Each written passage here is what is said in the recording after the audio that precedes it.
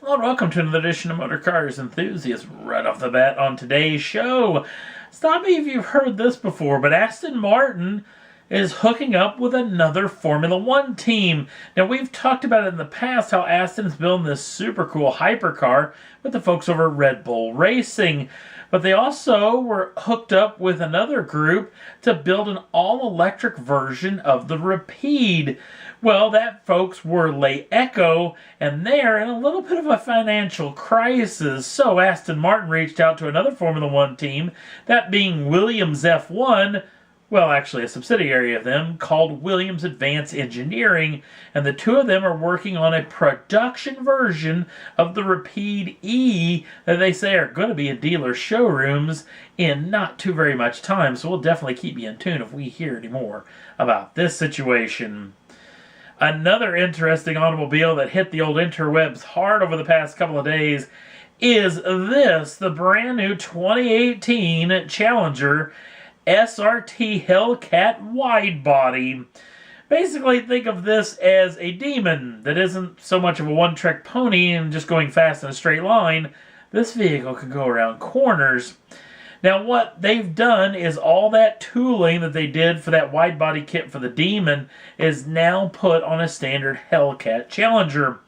Now, let's talk about the heart of the beast because that remains at least the same. The 6.2-liter supercharged Hemi V8 still makes 707 horsepower and 650 pounds-feet of torque. That is either shifted through an 8-speed ZF automatic gearbox or a 6-speed manual, and all that drive goes to the rear wheels. Now, because they're going fast around corners, the braking system's been upgraded along with the suspension, and a lot more tire is jammed up underneath this car. This vehicle is 3.5 inches wider than the standard Hellcat. 0 to 60 has come down to just 3.5 seconds, and the quarter-mile time has dropped as well to just 10.9 seconds.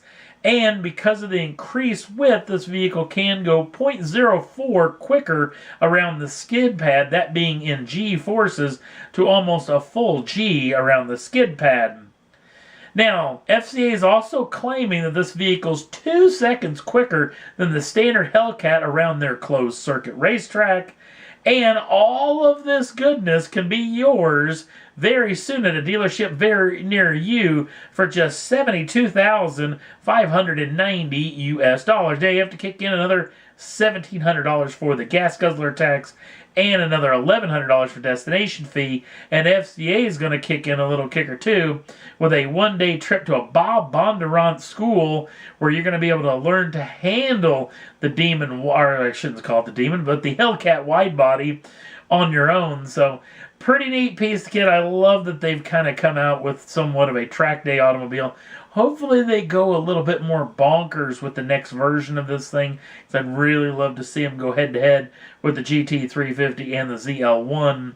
Whether FCA's got the cash to do such a thing, we'll have to wait and see on that front.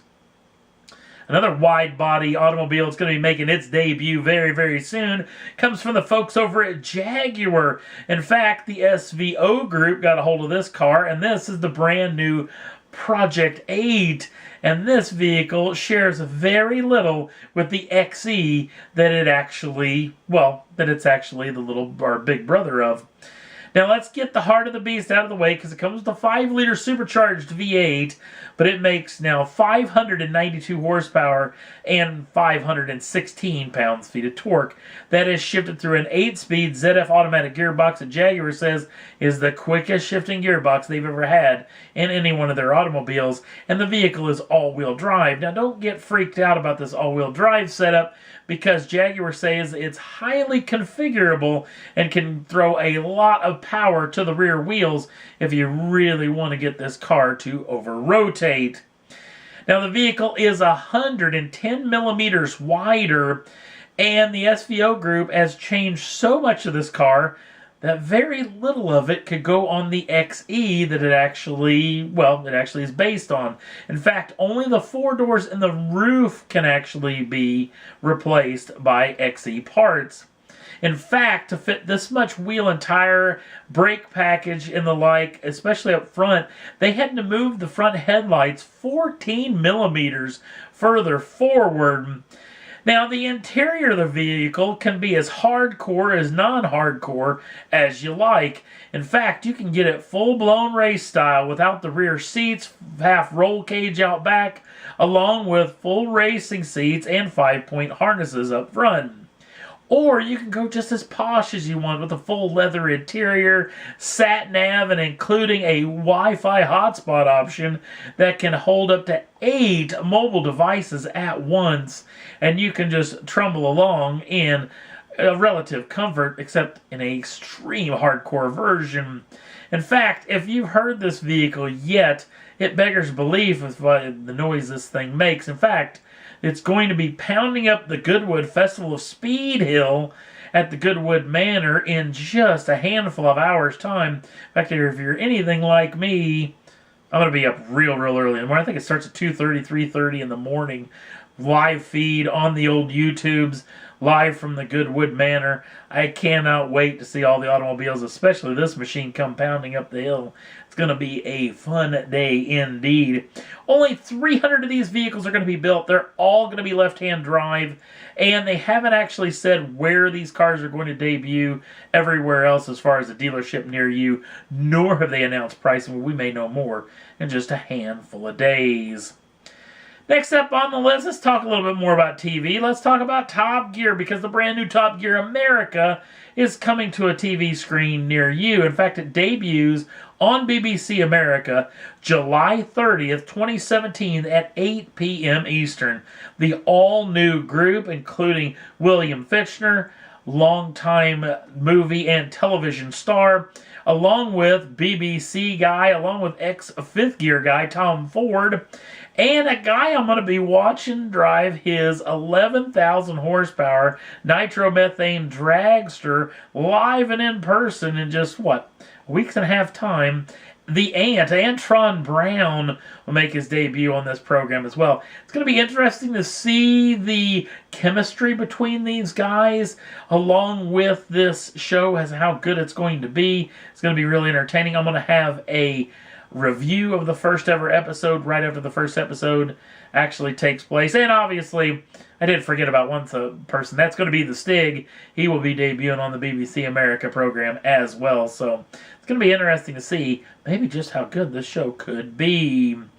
And sticking with Top Gear, some interesting news coming out about that from the folks over at The Drive, where they found out that you don't need Jeremy Clarkson, James May, and Richard Hammond to get the old Top Gear BBC franchise in trouble. You can remember the 2.0 version, the whole Chris Evans era. There were big problems and all that drifting that went awry with Matt LeBlanc and Ken Block drifting on somewhat of some sacred ground. Well, the season 2 kind of went off with maybe without a hitch, without anybody getting angry. But the season 3 hasn't even out yet, and they've already angered the folks over at Norway. Filming in Norway, Matt LeBlanc and Chris Harris apparently had a couple of cars out there. They only had permits to drive upwards of 87 miles an hour, but they got clocked doing 151 miles an hour, which has now got the authorities involved, which will be an interesting deal to see if anything comes of this particular deal, or they may be even talking about it on the old program. And that's all there was that I thought was worth talking about for this edition of Motor Cars Enthusiast. Don't forget to like us over on the Facebook page. Links down in the show notes. Also, if you'd like to subscribe to the channel, you can do so at any time and get the first dibs on the brand new shows as soon as they come out. Thanks for watching. We'll see you again real soon.